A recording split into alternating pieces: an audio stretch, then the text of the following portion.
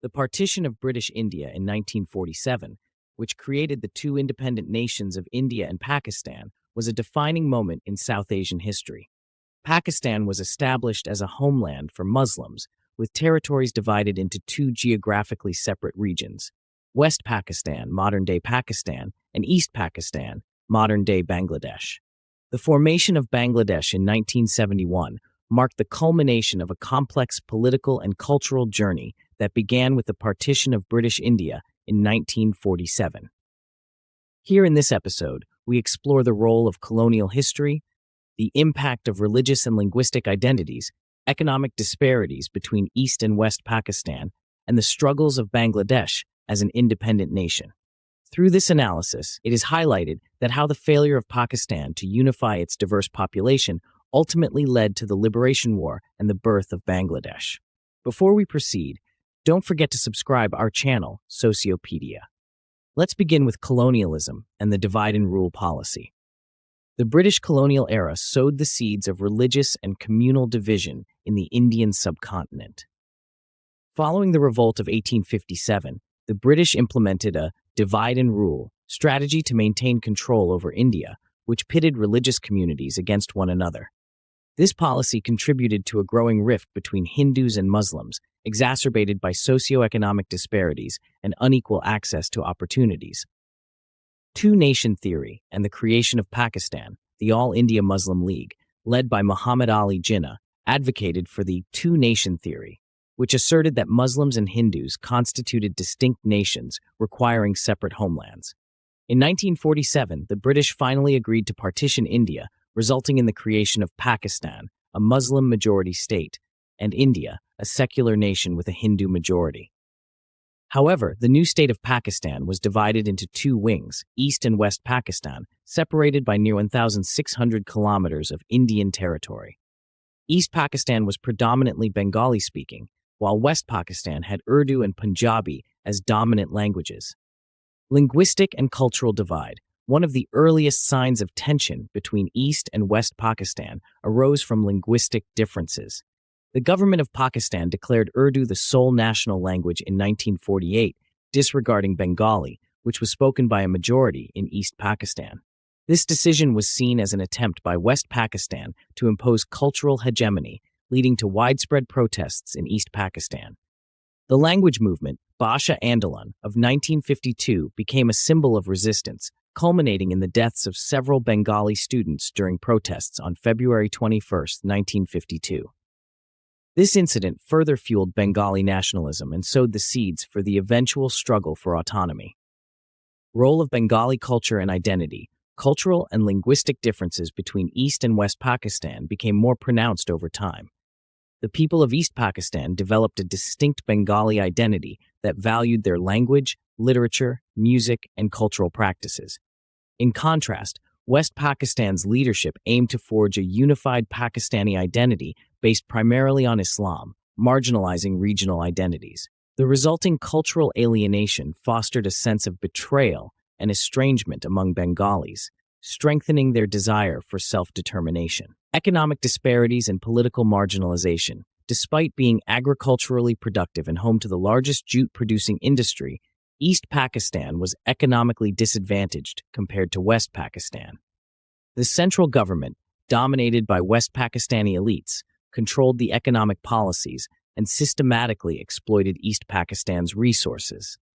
A significant portion of East Pakistan's revenues was allocated to the development of West Pakistan, which led to growing disparities in infrastructure, education, and industrialization between the two regions. This economic marginalization aggravated the grievances of the East Pakistani population, further motivating the push for independence.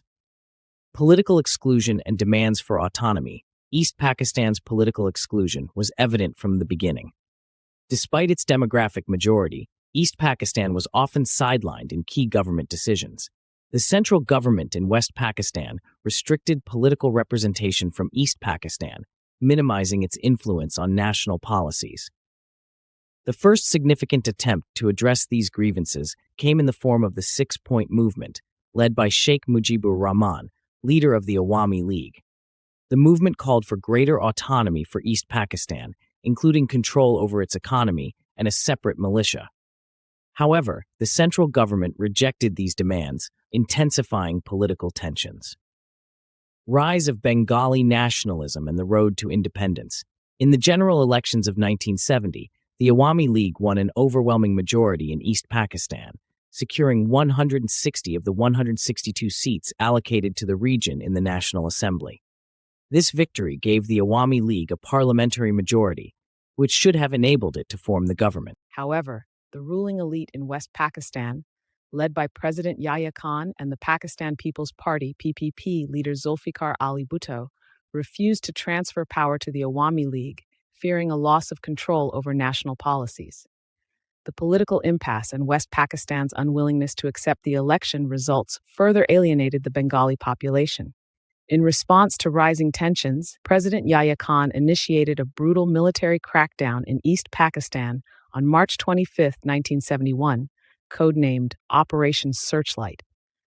The operation aimed to suppress the Awami League and its supporters through widespread violence, mass arrests, and targeted assassinations of intellectuals and activists.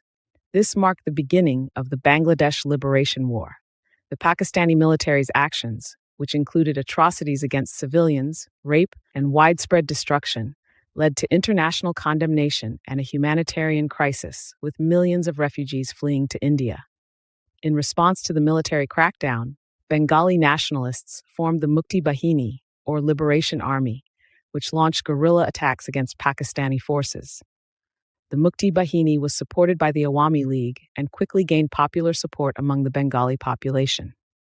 The War of Independence gained momentum, with the Mukti Bahini receiving training and assistance from India. The refugee crisis put significant pressure on India, which provided shelter to millions of displaced Bengalis. In December 1971, after months of growing tensions and cross-border skirmishes, India officially entered the conflict, declaring war on Pakistan in support of Bangladeshi independence. The Indian Army, along with the Mukti Bahini, launched a joint offensive, leading to the swift defeat of Pakistani forces.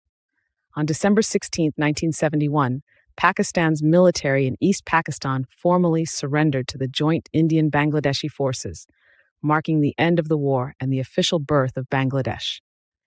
The new nation of Bangladesh faced significant challenges in its formative years. The war had left much of the country's infrastructure in ruins, with millions of people displaced and significant economic hardship. However, despite these challenges, Bangladesh has made substantial progress in the subsequent decades, improving literacy rates, healthcare, and economic growth. The struggle for independence became a unifying force for Bangladesh, strengthening its national identity and resolve to overcome adversity. The creation of Bangladesh altered the balance of power in South Asia, straining Indo-Pakistan relations and influencing the geopolitics of the region. The secession of East Pakistan also highlighted the importance of recognizing ethnic and linguistic diversity within nation-states. For Pakistan, the loss of its eastern wing was a moment of national reckoning that prompted significant changes in its domestic policies and military strategy. Thanks for watching. Do subscribe to our channel, Sociopedia.